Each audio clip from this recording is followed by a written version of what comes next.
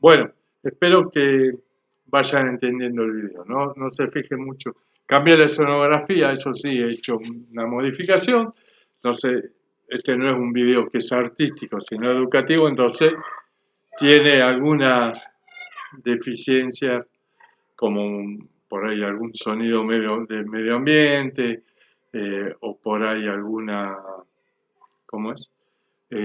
Luz que o sombra que no corresponde, pero bueno, como les digo, es un video para introducir a un tema. Sepan disculpar esto.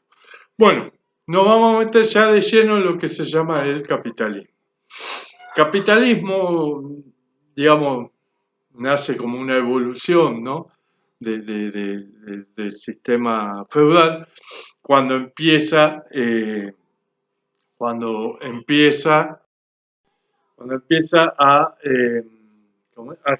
crearse las naciones, cuando se empieza a tener provisión de materia prima de América Latina en cantidades muy abundantes, cuando empieza a mejorar la calidad de vida de los habitantes europeos, más que nada, y empieza a hacerse necesario producir una mayor cantidad de productos. En lo que se llamó la revolución industrial. Esto emparentado con un desarrollo tecnológico, con la época de de los inventos, cuando nace la máquina a vapor, cuando nace la electricidad, digamos, nacen algunas cosas necesarias para poder aumentar, para poder ir automatizando de a poco esa producción. A partir de ahí empiezan a hacer lo que se llama el capitalismo. Uno de los padres de la economía capitalista, Adam Smith, escribió un libro que, fíjense una cosa, que acuérdense de esto para cuando hablemos de el neoliberalismo. Este libro se llamó La riqueza de las naciones. Guardemos el título para después. ¿Qué decía o cuáles eran digamos, las premisas del capitalismo expresado en el libro de Adam Smith y otros que después han seguido? Era que el Estado tenía que brindar los medios para que la economía se desarrolle libremente. ¿Está bien? Entonces, cuanto ese Estado, a diferencia del Estado socialista, que era el que manejaba la producción, cuando ese Estado menos se metía en, en la producción, más virtuoso, decía, ¿no? Iba a ser la mano invisible del mercado. Esto estaba basado ¿en qué? En que iba a haber libre competencia, entonces para cada, no sé, productores de zapatillas iba a haber 10 en un pueblo o 5 en un pueblo, todos iban a vender y entonces esa competencia sana iba a hacer que el que hacía las zapatillas trate de buscar el mejor producto al mejor precio. Entonces la regulación de precios iba a estar dada por el mercado, lo único que le cabía al Estado era la regulación del valor de la moneda, el que hacer las grandes inversiones, por ejemplo, proveer electricidad, proveer eh, igual, o sea, regular o dictar las leyes para que un privado nos dé electricidad, que dicte las leyes para que un privado dé el carbón, ¿sí? Y después el resto dejar hacer, cobrar la menor cantidad de impuestos posible, otorgarle, por supuesto, a la mano de obra la menor cantidad de derechos posible, y el mercado solo le iba a traer a las naciones riquezas. ¿Por qué? Porque el empresario era la persona que se iba a sentar a pensar en el bienestar de la población, generando empleo, más allá de que ese empleo sea bien pago o mal pago, el empresario generaba empleo, aún el empleo esclavo, ¿no?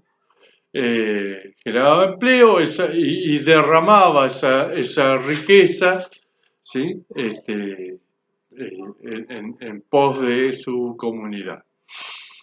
Bien, nunca llegó a ser cierto. Esto puede llegar a ser cierto en una pequeña comunidad, no en un país, porque hay muchísimas razones. Por ejemplo, digo, yo puedo, se me ocurre, por ahí un pueblo de La Rioja, un pueblo de Salta, de 70, 200, de 200 personas, un pueblo aislado, implementar un sistema donde cada uno con su esfuerzo produzca, donde yo tengo conexión con otros, por ejemplo, ese pueblo riojano no tiene, digo riojano por decir, ¿no?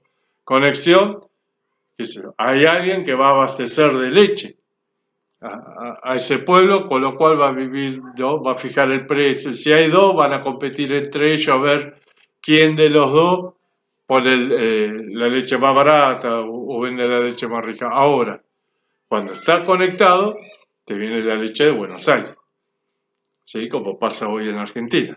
Toda la leche sale de General Rodríguez, ¿sí? Viene de toda parte del país a General Rodríguez al resto del país. Después algún día si quiere lo discutimos, una locura, pero digo, empieza eso también, es una empresa privada la que está en Rodríguez, tiene una regulación estatal que le favorece, ¿sí? O sea, es capitalismo puro, ¿sí? Pero no es liberalismo. Entonces, estas distorsiones son las que fueron de a poco también haciendo entrar en crisis al capitalismo, con una variable, en vez de caerse un muro y desaparecer, se ha ido readaptando. Entonces, a principios del siglo XX empezaron a surgir algunos pensadores capitalistas, más que nada, que atacaron la forma de producir o la forma de vender, como Henry Ford, Taylor, bueno, innumerables, que variaron. Entonces, ¿qué hicieron? Consiguieron abaratar muchos los costos y empezaron algunos artículos suntuosos a poder llegar al alcance del trabajador común. Hay una célebre frase de Ford que dice que él tiene que pagar salarios que permita a sus operarios comprar un Ford, ¿sí? Porque si no, si la gente que fabricaba el Ford, ¿sí?, no podía comprarse un auto, ¿cómo iba a defender ese producto? ¿Cómo iba a amar ese producto? Bueno, lo mismo era empezó a ponerse esto con todas las industrias. Entonces, más que aumentar salario, lo que buscaban era bajar costos, a costa de, justamente, ¿no?, sacrificar al que después iba a poder comprar el auto. Pero bueno, eso hizo también, por eso ha habido una gran explosión del principio del siglo XX, fines del siglo XIX, a lo que es ahora el siglo XXI en cuanto a la cantidad de productos, ¿no?, y a ese avance tecnológico, justamente por esto, porque ya empezó a estar al alcance del trabajador. Y se empezó a gestar eso, que esa clase trabajadora, que al tener un trabajo estable, con un sueldo relativamente acorde, empezó a llamarse, por lo menos en Argentina, la clase media. ¿Qué pasó en Argentina? Durante los primeros años, hasta mitad de los 40,